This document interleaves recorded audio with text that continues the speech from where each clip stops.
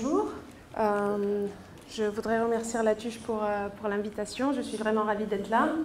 Alors, je suis là pour vous présenter la Fondation Kamel Azar, KLF, ses activités, ses missions, pourquoi on fait ce qu'on fait, et puis pour après discuter avec mes amis des autres fondations tunisiennes des différentes questions que vous allez soulever. Je me présente, je m'appelle Khouloud Sola. Je travaille à la Fondation depuis plus de 2 ans. Je gère plusieurs projets au sein de la Fondation et principalement, initialement, j'ai intégré la Fondation pour faire de la levée de fonds pour la Fondation, pour les projets de la Fondation. J'ai un parcours en lettres anglaises. Ensuite, j'ai enseigné.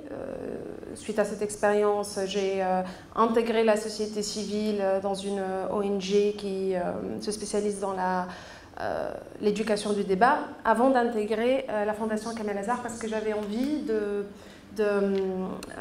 d'exploiter, de mettre mes connaissances dans le domaine du développement au profit de la culture en Tunisie. Alors la Fondation Kamel Azar, c'est une fondation de droit suisse, basée à Genève, avec des bureaux à Londres et à Tunis. À Tunis, elle est structurée, elle a le statut d'association tunisienne, et ça, pour des raisons que peut-être qu'on va aborder tout à l'heure, pourquoi pas le statut de fondation en Tunisie. La fondation a commencé son activité en 2005, autour d'une collection. Donc tout est né parce qu'il y avait cette envie, cette passion du fondateur de la fondation qui s'appelle Kamel Azar, qui est financier, qui est passionné d'art et qui a commencé avec sa fille, vice-présidente de la fondation, Lina Lazar, à construire cette collection d'œuvres d'art qui est une collection exceptionnelle dans le monde arabe. Après quelques années de collecte d'œuvres d'art un peu partout, l'idée est née de construire une fondation autour de cette collection pour la valoriser, pour la mettre en avant. Ensuite, au gré des initiatives où on essayait d'aider les artistes, tous les métiers autour de l'art, est née l'idée aussi de développer d'autres programmes de la Fondation. Et l'idée de la Fondation est née. Le rapport entre la Fondation en Suisse et celui en Tunisie est plus ou moins le même que Shiran expliquait tout à l'heure pour la Fondation Rambourg, c'est-à-dire qu'il y a une fondation qui gère un fonds dédié aux actions qui seront mises en place en Tunisie et en région MENA, qui sont gérées par le bureau en Tunisie. Alors la fondation, c'est une collection, c'est un accent particulier sur les arts visuels et le patrimoine. C'est 2 programmes de mécénat et c'est un désir de développer un savoir autour de l'art contemporain dans le monde arabe, de créer des conversations, de nourrir des conversations et de publier autour de l'art dans le monde arabe. La collection contient plus de 1100 œuvres d'art, ce qui la rend une collection vraiment importante. Art contemporain, mais aussi art moderne, tunisien. Il y a en provenance de 30 pays, dont 13 pays de la région MENA quand même. Il y a un désir, un projet depuis plusieurs années au sein de la Fondation de créer un centre d'art contemporain et un musée d'art contemporain en Tunisie qui n'existe pas. Et comme disait Shiran tout à l'heure, il y a l'idée de ce musée au sein de la Cité de la Culture.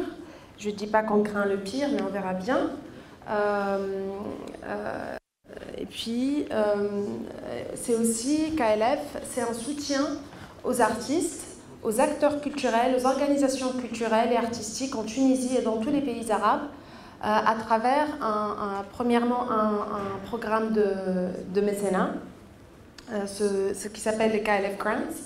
Jusqu'à il y a 2 ans, le mécénat n'était pas vraiment structuré, c'est-à-dire que les gens qui avaient entendu parler de Kamel Azar Foundation envoyaient leur dossier de format, de contenu très variable, essayer d'avoir un rendez-vous et puis au gré des affinités et des priorités de la Fondation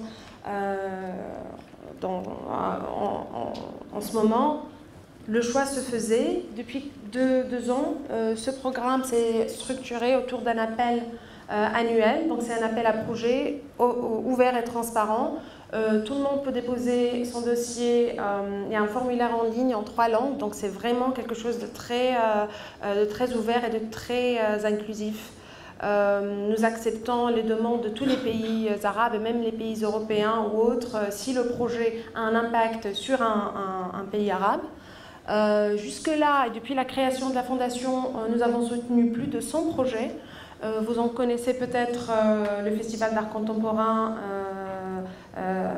Dream City, qu'on a soutenu dans toutes ces éditions jusque-là. Il y a aussi, nous avons remis en condition l'atelier de peinture du baron d'Erlanger à Najma Zahra.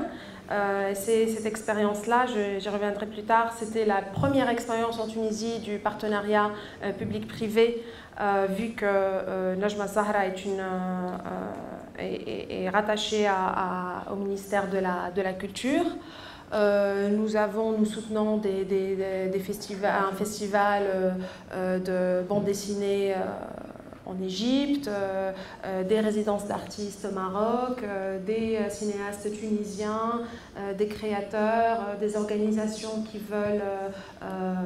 veulent vulgariser l'art dans les écoles. Bref, nous sommes ouverts à tout, mais dans des catégories bien définies qui sont les arts visuels, le patrimoine, les arts de la scène, l'éducation culturelle et le cinéma. La Fondation met un accent particulier sur la production du savoir. Donc nous avons depuis 2007 un projet qui s'appelle Ebraz, basé à Londres. C'est une plateforme de publication critique en ligne autour des arts visuels dans le monde arabe, le leader dans ce domaine. KLF Book, c'est le KLF Publishing, c'est-à-dire que nous essayons de publier tous les 2 ans un ouvrage.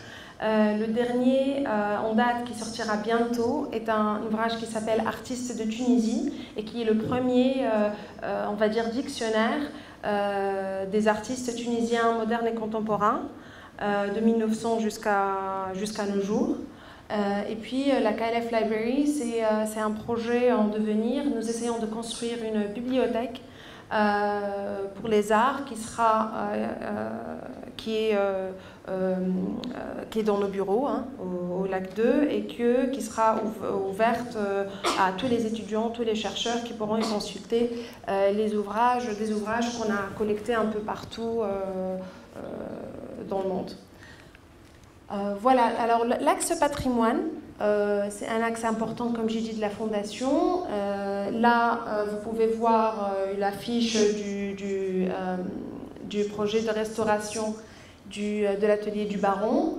Un projet que nous allons mettre en place cette année est celui du Digital Archives, qui sont une base de données du patrimoine visuel de Tunisie, c'est-à-dire que ce sera une base de données en ligne où on pourra effectuer des recherches croisées de photos, négatifs et autres de l'histoire de la Tunisie. Ça, c'est un travail qui n'a pas été fait pour la Tunisie. C'est des fonds importants que si on ne protège pas vont périr bientôt. Et c'est un travail que la Fondation essaie de faire, la sauvegarde du patrimoine, surtout quand il est menacé. Et puis, un projet qui s'appelle Saphir, un projet dont on est particulièrement fier et qu'on avait mis en place en partenariat avec l'Union européenne, avec le ministère de la Culture, le ministère de l'Éducation nationale aussi.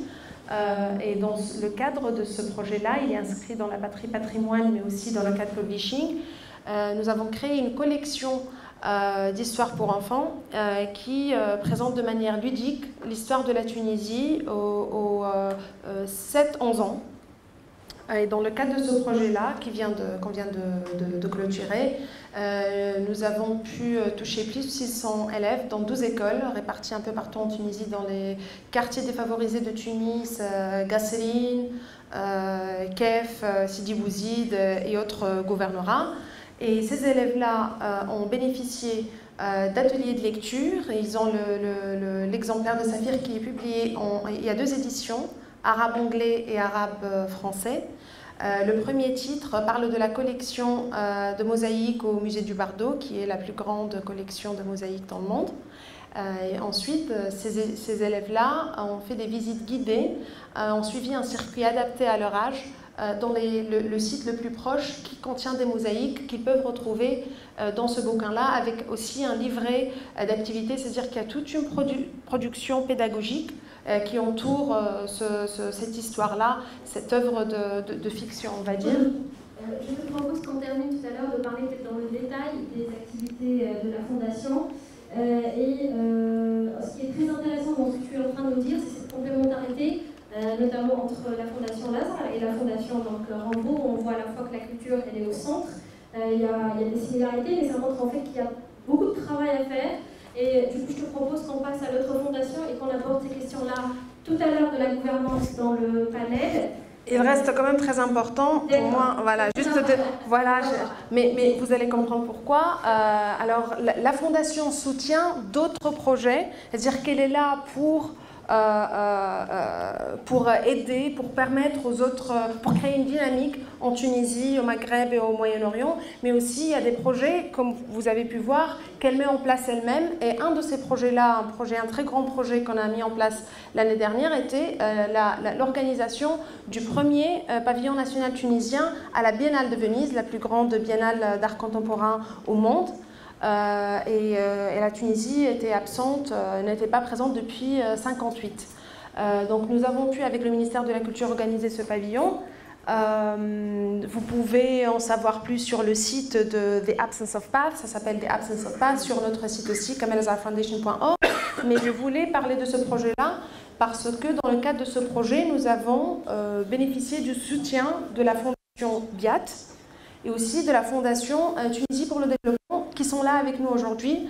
Et pour nous, ça c'est quelque chose de très important parce que nous travaillons en partenariat. Le fait que ce soit une fondation dotée n'empêche pas de solliciter de l'aide, qu'elle soit technique ou financière, d'autres partenaires.